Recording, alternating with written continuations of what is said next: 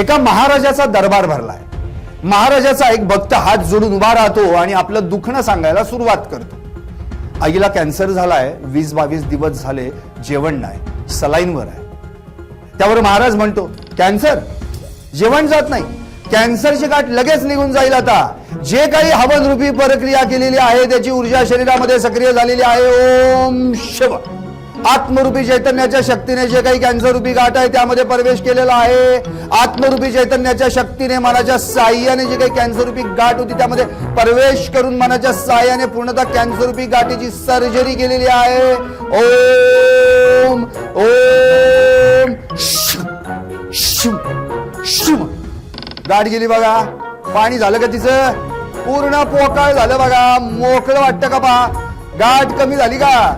दुखायचं बंद झालं का बघा तिथं? आत्मरूपी चैतन्याच्या शक्तीने शरीरामध्ये नसा नसामध्ये प्रवेश करून कॅन्सर रूपी आजारांची स्मृती या शरीररूपी यंत्राद्वारे खेचून घेतली आहे.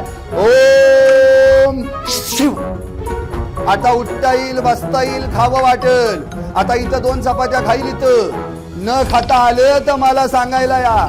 आत्मरूपी चैतन्याच्या शक्तीनं बाकी कमाल केली आहे. मनामध्ये प्रवेश करून मनाला कॅन्सर रूपी आजारांचा पूर्ण विसर पाडलेला आहे. ओम शिव ओम शिव.